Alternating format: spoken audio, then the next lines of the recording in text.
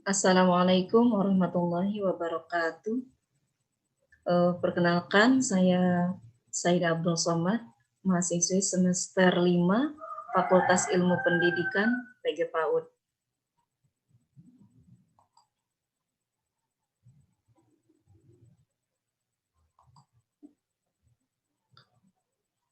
Kali ini saya akan membacakan materi presentasi hari ini, yaitu perkembangan kurikulum yang terjadi di Indonesia dalam masa ke masa.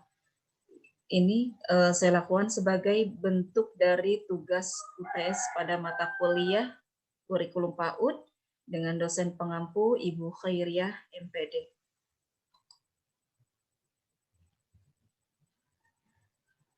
Sebelumnya, marilah kita kenali dulu ya, apa sih itu kurikulum? Istilah kurikulum berasal dari bahasa Latin, yaitu kurir, yang berarti palri atau kurir, yang berarti tempat berpacu. Sehingga kurikulum dapat diartikan sebagai trek atau lajur yang harus diikuti seseorang untuk mencapai tujuannya. Kemudian ada lagi pendapat tentang kurikulum. Apa sih kurikulum? Kurikulum itu adalah perangkat mata pelajaran dan program pendidikan yang diberikan oleh suatu lembaga penyelenggara pendidikan yang berisi rancangan pelajaran yang akan diberikan kepada peserta pelajaran dalam suatu periode jenjang pendidikan.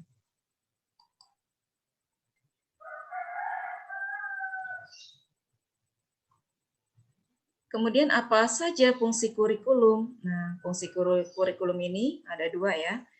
Bagi guru, kurikulum berfungsi sebagai pedoman dalam melaksanakan proses pembelajaran. Kemudian ada juga untuk kepala sekolah atau pengawas, kurikulum berfungsi sebagai pedoman dalam melaksanakan supervisi atau pengawasan.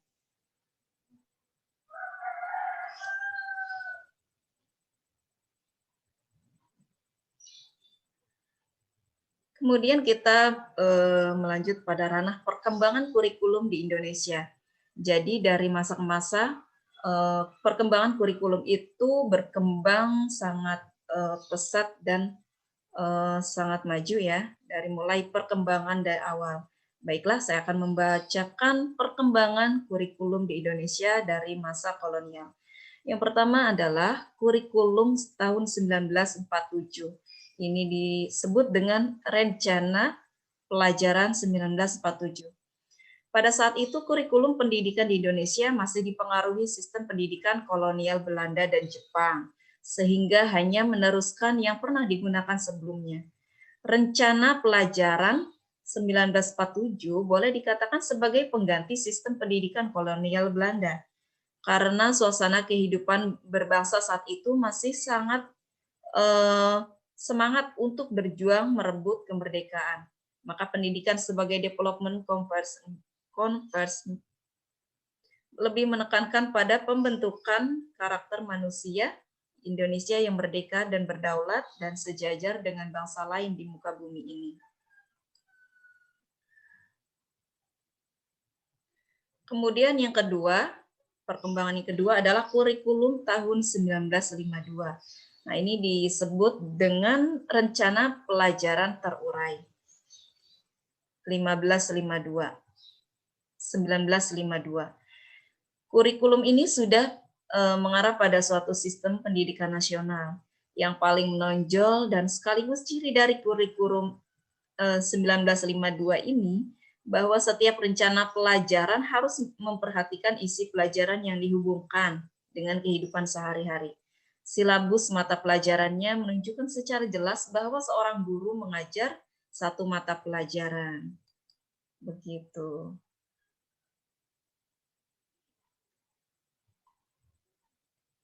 Yang ketiga adalah kurikulum tahun 1964.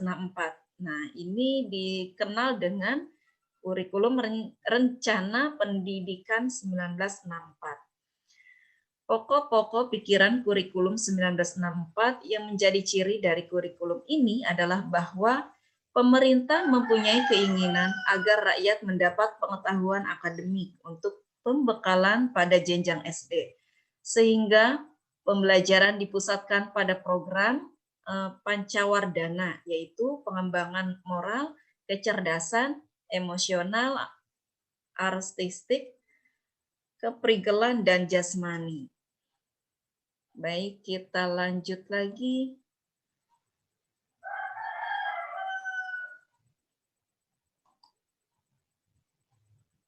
Kurikulum yang keempat. Perkembangan kurikulum yang keempat ini disebut dengan kurikulum 1968. Kurikulum 1968 merupakan perwujudan dari perubahan orientasi pada pelaksanaan Undang-Undang Dasar 1945 secara murni dan konsekuen. Kurikulum 1968 menekankan pendekatan organisasi materi pelajaran, kelompok pembinaan Pancasila, pengetahuan dasar, dan kecakapan khusus.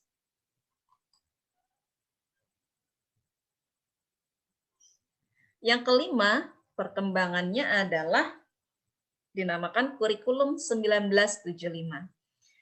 Kurikulum 1975 menekankan pada tujuan agar pendidikan lebih efektif dan efisien. Latar belakang lahirnya kurikulum ini adalah pengaruh konsep di bidang manajemen, yaitu MBO, Management by Objective, yang terkenal saat itu, yaitu metode, materi, dan tujuan pengajaran dirinci dalam prosedur pengembangan sistem instruksional atau PPSI, yang dikenal dengan istilah satuan pelajaran, yaitu rencana pelajaran setiap satuan bahasan.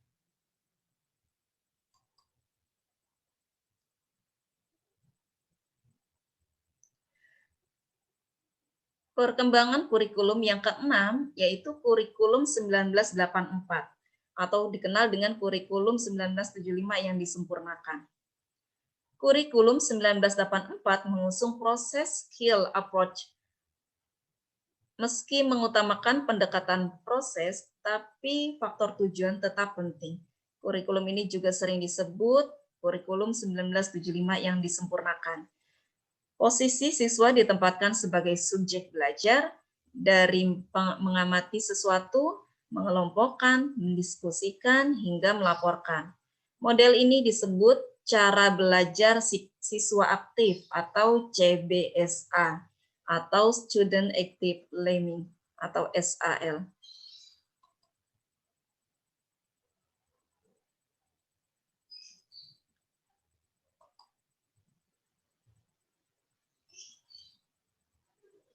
Kemudian yang ketujuh, kita kenal dengan kurikulum 1994 dan suplemen kurikulum 1999. Kurikulum 1994 merupakan hasil upaya untuk memadukan kurikulum-kurikulum sebelumnya, terutama kurikulum 1975 dan 1984. Sayangnya, perpaduan antara tujuan dan proses belum berhasil, sehingga banyak kritikan berdatangan, disebabkan oleh beban belajar siswa dinilai terlalu berat, dari muatan nasional sampai muatan lokal. Masya Allah.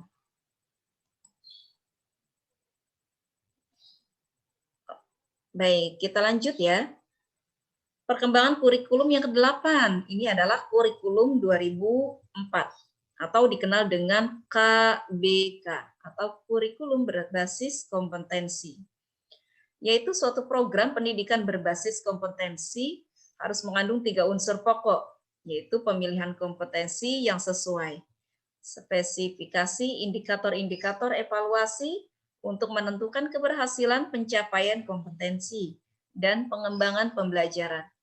KBK memiliki ciri-ciri sebagai berikut, yaitu menekankan pada ketercapaian kompetensi siswa, baik secara individual maupun klasikal, berorientasi pada hasil belajar atau learning outcomes, dan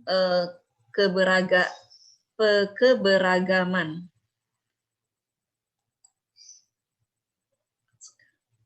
Learning outcome. Oke, yang ke-9. Perkembangannya dikenal dengan kurikulum 2016 atau dikenal dengan KTSP atau kurikulum tingkat satuan pendidikan. Pada kurikulum 2006, pemerintah pusat menetapkan standar kompetensi dan kompetensi dasar, sedangkan sekolah dalam hal ini guru dituntut untuk mampu mengembangkan dalam bentuk silabus dan penilaiannya sesuai dengan kondisi sekolah dan daerahnya. Hasil pengembangan dari semua mata pelajaran dihimpun menjadi sebuah perangkat yang dinamakan Kurikulum Tingkat Satuan Pendidikan atau KTSP. Penyusunan KTSP menjadi tanggung jawab sekolah di bawah binaan dan pemantauan Dinas Pendidikan daerah dan wilayah setempat.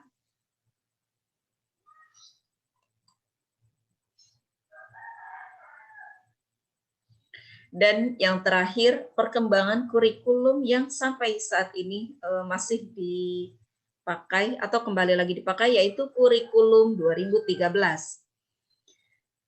Kurikulum 2013 berbasis kompetensi, memfokuskan pada pemerolehan kompetensi-kompetensi tertentu oleh peserta didik. Oleh karena itu, kurikulum ini mencakup sejumlah kompetensi dan seperangkat tujuan pembelajaran yang dinyatakan sedemikian rupa, sehingga pencapaiannya dapat diamati dalam bentuk perilaku atau keterampilan peserta didik sebagai suatu kriteria keberhasilan. Jadi dinilai satu keberhasilan dalam pendidikan itu jika anak-anak bisa mengimplementasikan atau bisa mencapai target dari kurikulum Kurtilas yang kita kenal dengan Kurtilas atau kurikulum 13. Begitu. Baik, terima kasih. Demikianlah materi presentasi yang telah saya bacakan. Semoga bermanfaat. Wassalamualaikum warahmatullahi wabarakatuh.